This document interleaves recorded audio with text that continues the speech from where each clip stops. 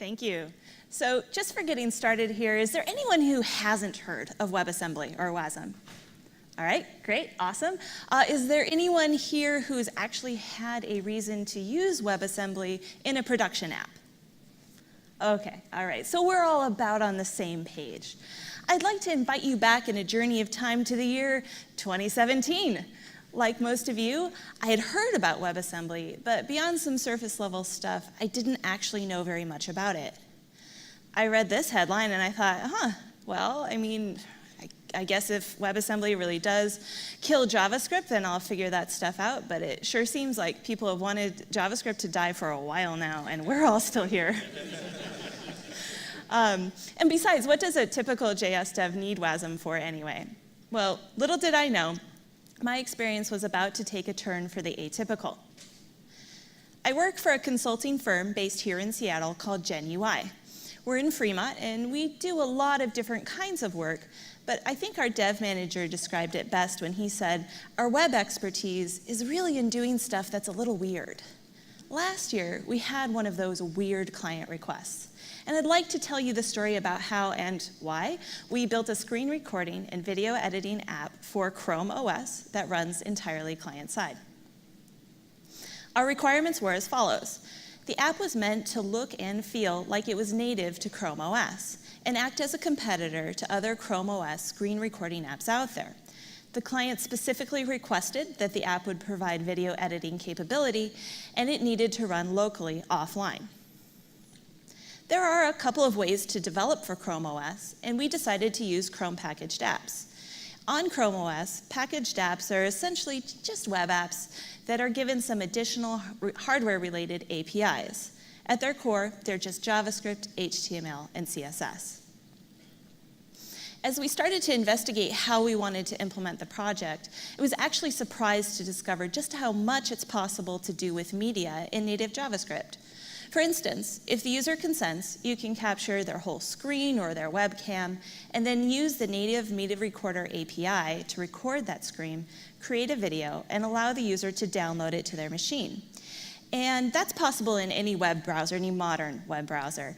There's nothing special about Chromebook that lets you do it. So if all we needed was a screen recording app, then we'd be set with those tools. But the client had requested some video editing capabilities. And as a result, we started to get into a realm of things that are technically possible in JavaScript, but just not a great idea for a variety of reasons.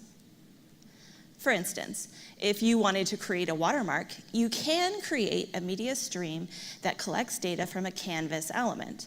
You can then draw your watermark onto every frame of that canvas element and then merge it into the stream from your screen recording. But unsurprisingly, it's too memory intensive. So the resulting videos were kind of like watching a very badly dubbed foreign film. You've got all the pieces there, but they don't line up. Another of the video editing features we wanted to implement was trimming or shortening the video. It turns out you can actually do that in plain JavaScript, so long as you only want to trim the end of the video. If you want to trim the beginning, you're out of luck, at least in Chrome. And that brings us to functionality that simply isn't possible in native JavaScript. Once you create that WebM file from your media recorder, you're done. There's no way to add a watermark or a filter or something else after the fact. It's also not possible to re-encode the video. The media recorder API will give you a WebM. So if you wanted a GIF or an MP4, then you can't do it with native functionality. At this point, we went back to the client and we recommended a server-side only solution. And there were two big reasons for this. The first is that video editing is a memory-intensive process, and Chromebooks are not powerful machines by design. They are meant to do most of their work from the cloud. And the second is that really client-side video editing pushes the limit of what's even possible on the web today. We had 2 people working on this project. We did not have an infinite budget, and we wanted to deliver something reasonable. The client did take our recommendation into account, but ultimately asked us to move ahead with a client-side only implementation. This set us off on a journey to discover the limits of what's actually possible on the web today. Since we had already determined that video editing isn't possible in native JavaScript, we needed to find a way to run code that is not native JavaScript in the browser. And WebAssembly is by no means the first tool that allows you to do this. In fact, running non-JS code in the browser has a long history. Does anyone here remember a little thing, it's kind of obscure, called Flash? Anyone? Any ActionScript devs out there? What about Silverlight? Oh, shoot. I gave away my best joke. All right. You may have heard that WebAssembly isn't just another way to write plugins, and that's true. But without understanding a little more about plugins in general, it's hard to know why the comparison is even being made. So the 90s are in again. Let's go back to 1995. We are all wearing Jenkos, and the Slater standing in front of you isn't me, but this guy. Yes, very good. Because you're living on the cutting edge, your browser of choice is obviously Netscape.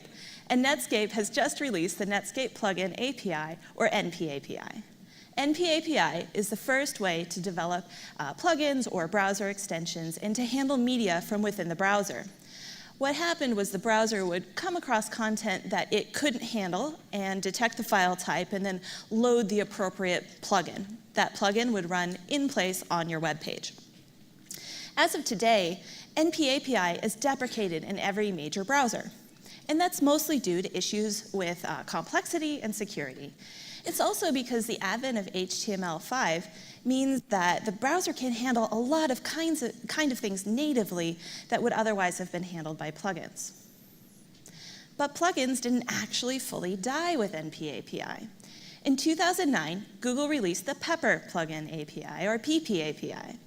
Pepper is a build chain that produces binary file types called native client and portable native client, or NACL and PNACL.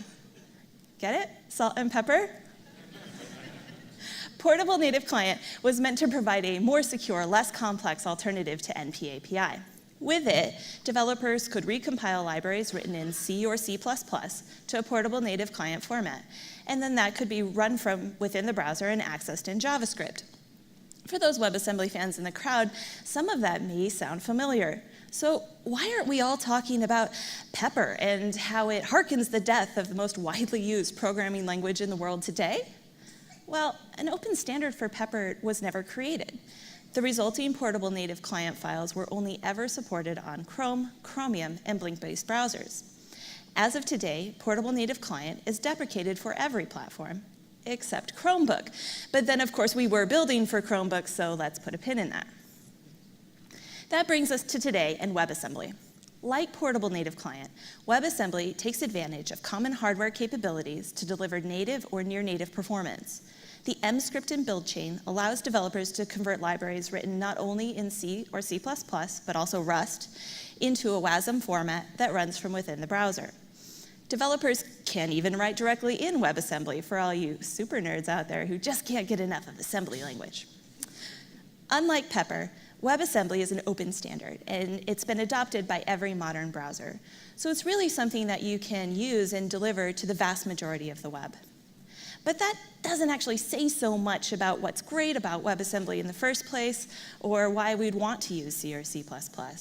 There are really a couple of reasons why you might use WebAssembly in your application. The first of these is performance. Performance on WebAssembly in general is much faster than native JavaScript, and that's mostly due to a lack of dynamic typing in WebAssembly. Of course, if you're interested, there are many, many other talks that you can look into on the subject, and I strongly recommend Lynn Clark's cartoon introduction to WebAssembly, or for that matter, any of Lynn's talks.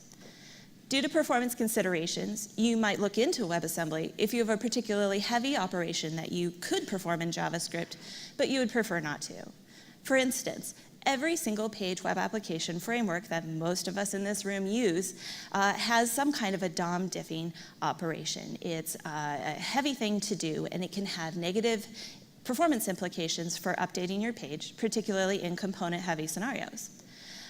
Glimmer, which is the DOM rendering engine by the Ember team, has an existing build that leverages WebAssembly for this purpose. And that is a methodology that should ultimately result in a much faster rendering engine. And I am definitely not just saying that because Yehuda Katz, who is the primary architect of Glimmer, is speaking later today. There are folks who are looking into this for React as well. Performance aside, the second reason you might want to use WASM speaks to our problem with video editing. As we discussed earlier, you can't really edit video in JavaScript, but you absolutely can edit video in C++. In fact, you can do several things in C++ or Rust that are outside the current capabilities of modern browsers.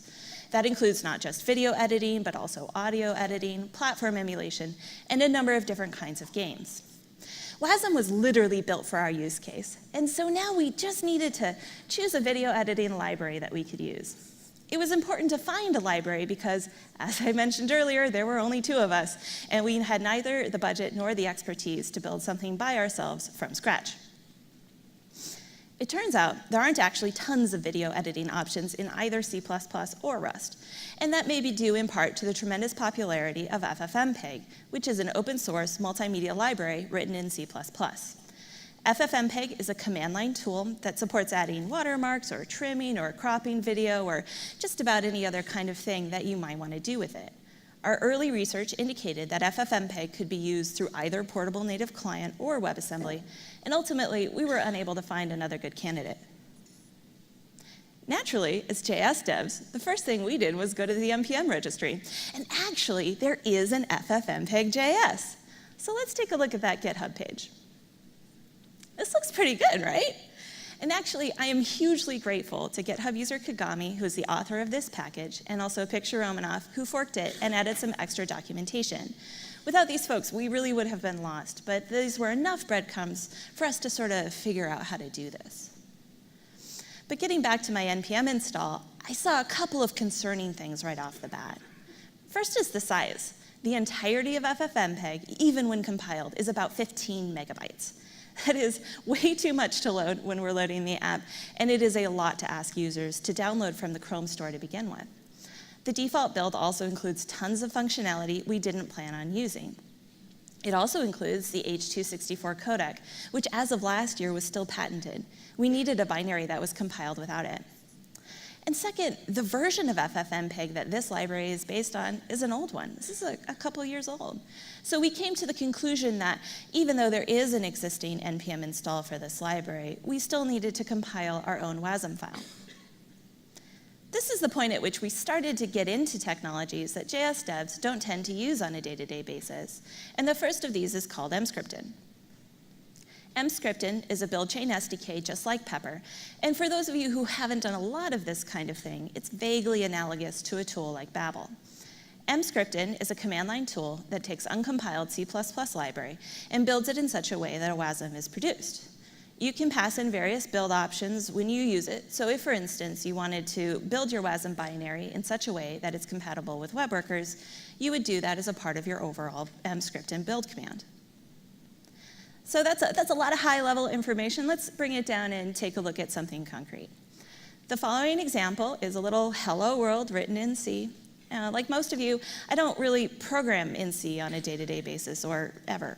But we can look at what's here and determine what it does easily enough. The main method is what runs when the app loads. We've imported the standard input-output library and then just used it to print our hello world.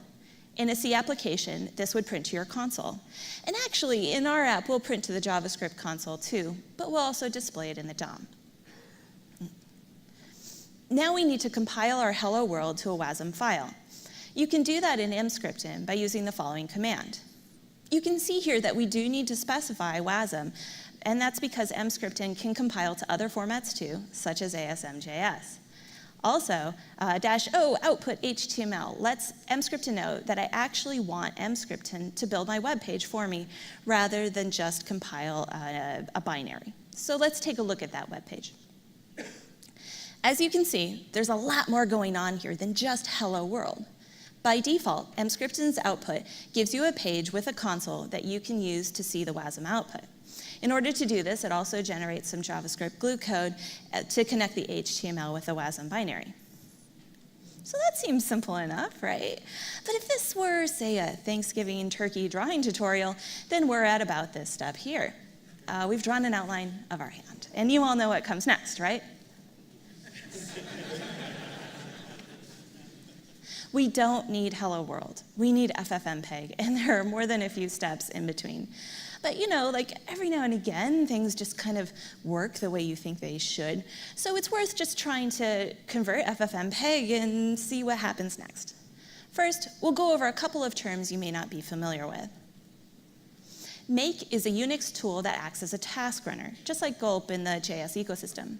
Clang is a front-end interface for compilation tools, and GCC is the GNU Unix compiler. These all work together to create executables for many C or C++ libraries, including FFmpeg. To get started, we need to pull FFmpeg down from GitHub. It's open source, so everything's there. This is the root folder of the FFmpeg library. What we need to do is use the project's make file and have all of those constructions and substitute Clang and GCC with our own mscripten build chain. Piece of cake, right? In case you really did think it was cake, please allow me to assure you that it is not. To help you out, mscripten has actually built their own tool that comes with their build chain and to help you substitute mscripten for GCC and Clang in C projects. It's called mconfigure. So first, we call mconfigure configure, and that will substitute mscripten for GCC and Clang. Next, we'll run mmake, and that should use our mscripten build chain for actually building the library into LLVM format bitcode. Assuming everything has gone well, this is the point at which we can run a command that's similar to our hello world command from earlier. But of course, everything has not gone well.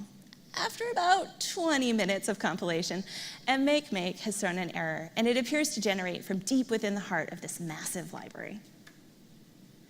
Anyone who's struggled to get their builds to transpile correctly using Webpack or Babel knows the pain that can accompany production builds, particularly as they become more complex. Building a project in C really is no different, and compiling that project into a format for which it was never intended adds an even greater degree of complexity. When we're looking at something like our hello world.c from earlier, it seems reasonable to debug the compilation process, even though we're not actually C devs. It did not seem reasonable to debug this giant makefile and delve into the heart of a legacy media framework. So let's make a long story short. mconfigure makes a number of assumptions about your C-based build environment that may or may not be true. For this particular makefile, it was necessary to go in and replace every reference to the existing build chain with mscripten. Second, mscripten can't use anything that uses ASM, not ASM.js, but just ASM. And that's used in many C libraries to provide compiler instructions to GCC. Since we're not actually building with GCC, we need to pass the option to build FFmpeg without ASM. Finally, mscripten won't actually convert every possible combination of things that can be written in C. We had to patch FFmpeg in a couple of places just to get the conversion to work at all. In the end, however, we did prevail, so let's take a look at a demo. Here, we're looking at a video that has been created in native JavaScript through a screen recording of a YouTube clip. Our media recorder has returned a blob that we can convert to a file and then save to the user's local machine. But you'll notice that we can't seek through this video, and that's not a great user experience. This is due to a Chrome-specific bug where their media recorder doesn't create keyframes as it records. Therefore, the kind of file that's created doesn't know important things about itself, like how long it is. Next, you'll recall that the client wanted to add trim functionality to our app, and that makes total sense from a user's perspective. We've all started screen recordings where we forgot to set up our screen and needed to trim out the first little bit. This is where FFmpeg comes in handy. When we rub our .webm video through FFmpeg, it'll add those missing keyframes by default. We'll also ask FFmpeg to trim our video to its desired length. When we're sending it to WebAssembly, it looks a little like this. I've compiled my FFmpeg build so that it works with web workers. And then I'll create a new web worker.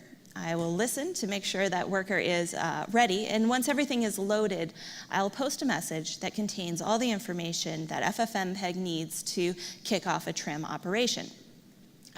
We can see that the type of thing that I want to run is called run, and that's the default or main method in FFmpeg. And I've passed in some data which is actually as a array buffer. Finally, I pass in the same arguments that I would pass in if I were using FFmpeg from the command line. So we've got a -ss, that's where you're starting your video, -t, that's how long your video will be, and then -c copy just means we want to use the existing codec. Let's see what that looks like when it's applied to our video. All right, so I've kicked off the FFmpeg process by default in the background, and we can see that before too long, we get a little video. It's obviously different than it was before. It's only 2 seconds long. So that being said, there are some important caveats for using this technology.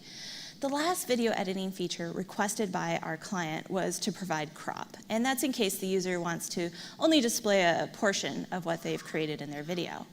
And you can see we've kicked off our operation. We're getting lots of logging output from FFmpeg. That's great. We know that something is happening. But you know, like that video is only a minute long, and we're still watching it convert. So we obviously can't put that in front of a user. What's up? The other operations were really fast. And I told you earlier that performance in WebAssembly is supposed to be much better, right? Well, there are 2 things happening here that cause performance issues. And one is just that re-encoding takes a little more time than copying the existing codec. This operation would be a little slower from the command line as well, but not by a factor of about 1,000, which is what we have here. It turns out that when Emscripten performs its conversion, there are a few patterns in C++ that will convert, but have tremendously negative performance implications. For instance, code that relies on x86 alignment behavior, or code that makes use of setjump to save the execution context. And yes, I had to look that stuff up. So in theory, could we address these performance issues and patch them in the same way we patched the code that was causing conversion problems?